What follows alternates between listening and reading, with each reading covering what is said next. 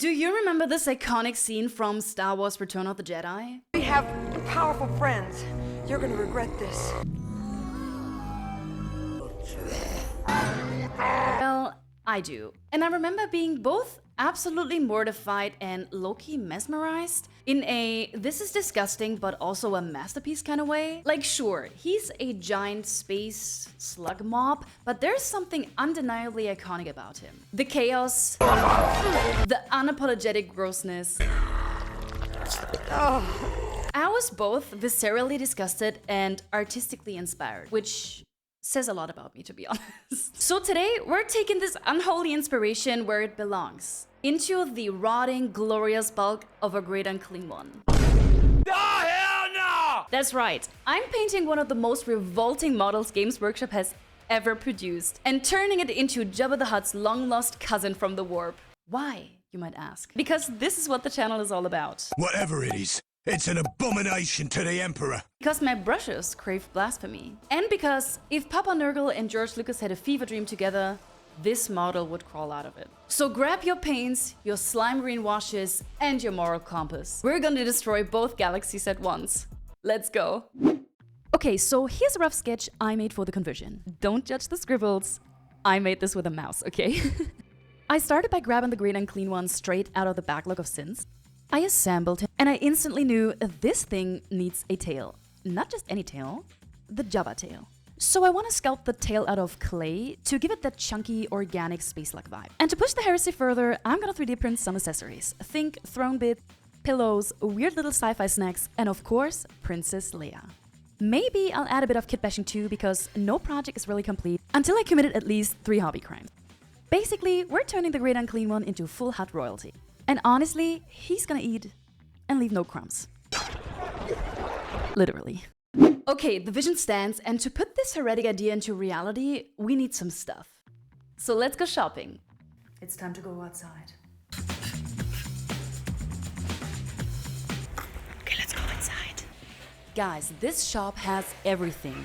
And if I say everything, I mean everything. It is an absolute dream for every hobbyist on the planet. Like, for real, I almost got lost in this place.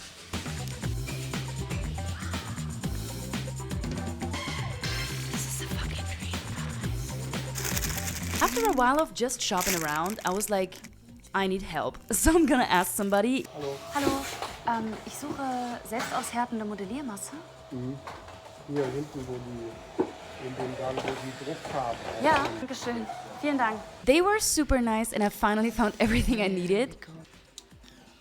So this is exactly what I need. And I think this is perfect. And it's actually really cheap. It's like €5. So this is a banger, guys. Damn, I am really excited right now because this shop has literally everything. Oh my god, this is an absolute dream, and the prices are really good. I'm gonna ask them if they have a job available. I'm gonna ask them if they have a job available, like for real. I want to work there. So now it's time to drive home. I'm gonna drive as fast as I can because I want to get started. Alright, so I got the clay, and the good thing about this is I've never worked with clay before. Anywho, let's go. Alright, step 1 to turning this plague demon into space crime royalty, that legendary Jabba tail. So I started by grabbing some wire, folding it several times to create kind of a skeleton for the clay. This should stabilize the clay to prevent it from breaking.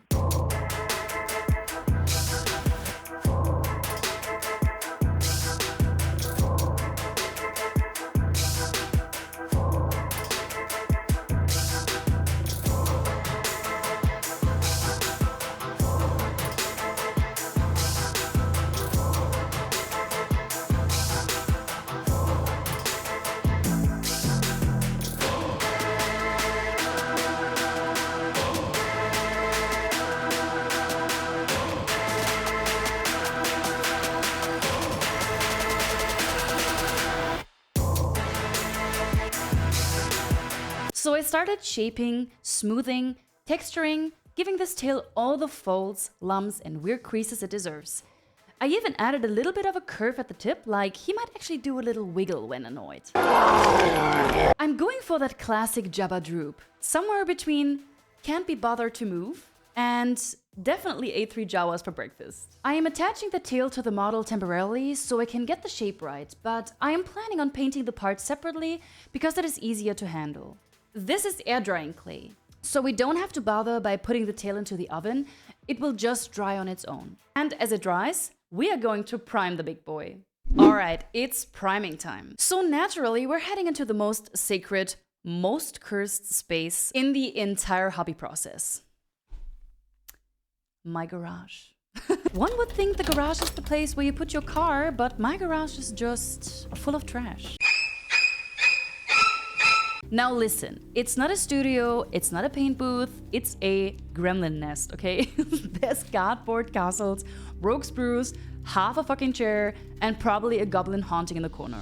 But this is where the magic happens, okay? I'm hitting the Great Unclean One with a good old coat of black primer. Classic, crispy, and dramatic. Everything looks cooler in black. Also, it kind of hides the sins of whatever glue chaos happened earlier, so that's a plus. And sure, I had to move a suspicious pile of Eva foam to find the spray can, but that's just part of the ritual, right? Let the heresy begin.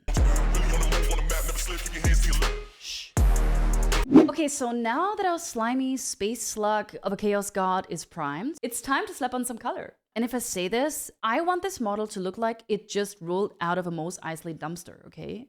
So I have super long hair, so it's really important for me to put all the hair back in a bun when I'm working on my projects. Also, a responsible girly is a safe girly, so I'm wearing a mask to keep all the resin dust, primer fumes, and general hobby chaos out of my lungs. Safety first, slay second. Seriously though, whether I'm sanding, priming, or just summoning unholy kit bashes from the warp, I suit up. Mask on, hair up, hobby mode activated. We're starting with a base coat of dark sand on the face, belly, hands, and feet. There are so many possible techniques like dry brushing, contrast colors, etc., but I decided to use my Harder and Steenbeck airbrush for this project. And all the areas are coated, and we are starting to fill the black areas with a darker green. Both areas will be followed up by a Zen of the Highlight, the dark sand areas in Kislev Flesh and Light Flesh. The dark green areas in a brighter green color.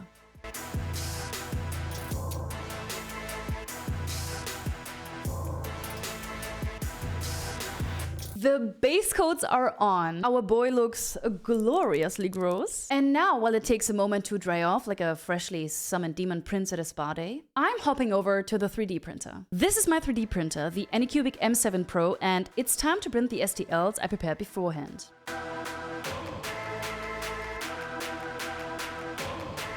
So while the 3D printer is doing its thing, it's tail time. I'm layering up the colors, grimy greens, murky browns, a touch of rod to make it feel like this slug has been lounging for centuries. It's all about the perfect blend of gross and glorious. Always checking to make it fit the model. The prints are ready now! And every time I'm 3D printing, I'm like, oh my god. Because I swear to god, resin printers can be a divas, okay? But it worked! Yeah! I am super happy, as you can see, and it's time to get the prints out and clean them up. After cleaning, I am priming them in the same Chaos Black I used before and get them ready for the paint job. Time to bring these tiny accessories to life. The cursed Space Queen herself, and of course, Jabba's hookah.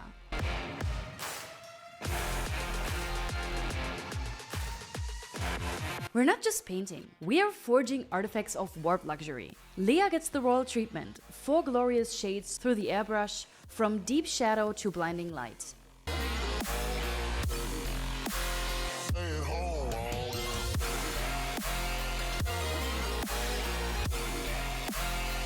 Her hair, rich, luscious brown, highlighted with 2 lighter tones because this gal's been kidnapped, sure, but she's not about to skip glam.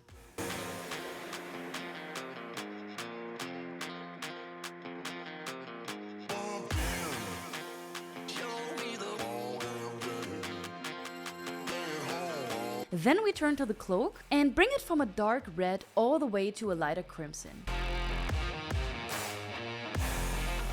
Back to the skin, tightening up shadows, enhancing highlights. on the belly, shoulders, and face.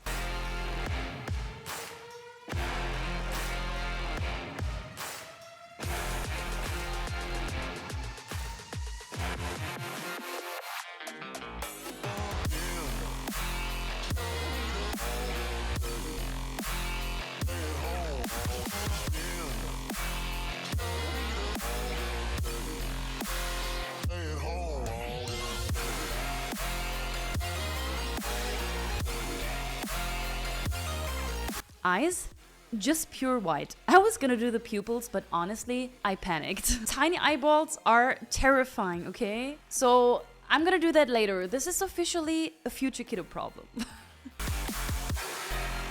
Alright, grab your hazard gloves because it's time to bring this filthy space slug to life, one oozy layer at a time. First things first, we're airbrushing his wounds a lovely shade of infected bubblegum pink because nothing says space tyrant like irritated flesh and intergalactic inflammation. Now we dry brush that pink like it's a nurgling trying to put on blush, to really make the grossness pop.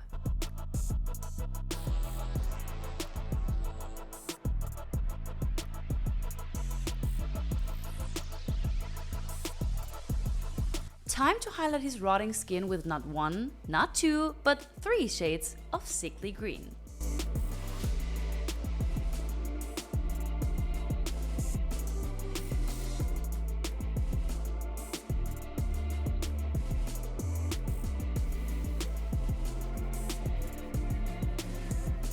Wounds looking a little too fresh? No worries. We are layering in some deep gore red to really crank up the carnage.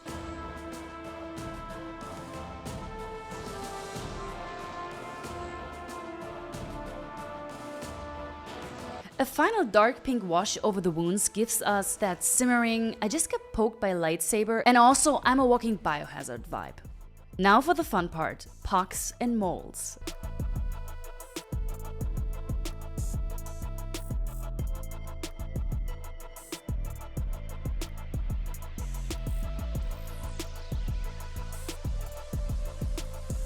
Onto the sword. The inside blade gets a glorious bronze, the outer gets silvered, and then we hit the bronze with some oxidized patina magic. Because why just stab someone when you could infect them with tetanus too? Duh.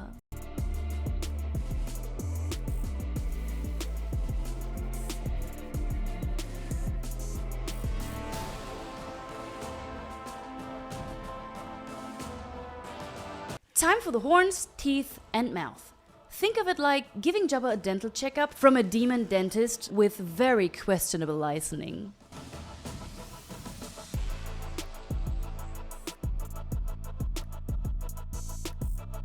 And don't forget the toes. We're giving this big boy a full warp pedicure. Clipped, cleaned, and cursed. You'll believe a demon can rock sandals.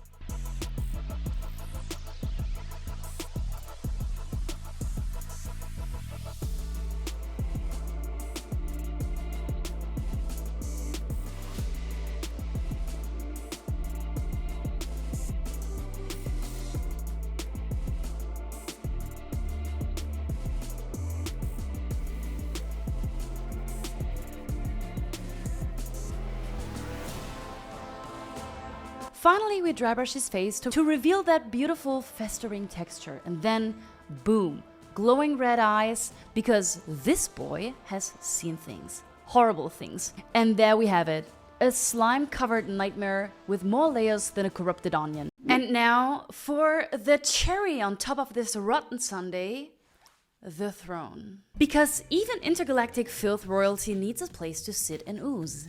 Now, normally you'd use XPS foam for this kind of build, but guess what? I just only have regular old styrofoam, so I'm using that one. I hacked it into shape, and to keep it from crumbling, I slathered it with 2 thick coats of Mod Podge.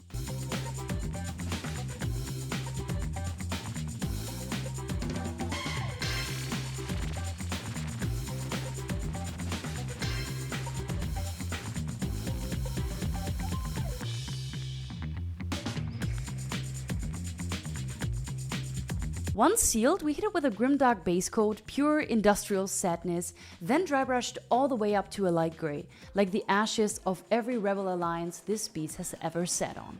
It's his throne, and he's gonna look so majestic on it, like a bloated god king, ready to judge your dice rolls and steal your snacks.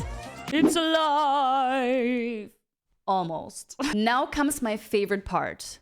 The Grand Assembly. The tail gets glued into place first, and honestly, it's giving slime serpent cheek. Everything gets adjusted, and suddenly it's all coming together like a cursed diorama of doom. Guys, what a journey this has been to put this heretical conversion together. To fuse the Star Wars universe with Warhammer AOS in the most unhinged way. It's been so fun, and I really want to thank my Patreons for supporting me so much. Thank you so much, guys. You guys are the reason why I can make these kind of videos. And if you want to get the color recipe to recreate this enormous monstrosity of Jabba Nurgle, then follow me on my Patreon, link in the video description. If you liked the video, consider subscribing. I would really appreciate it.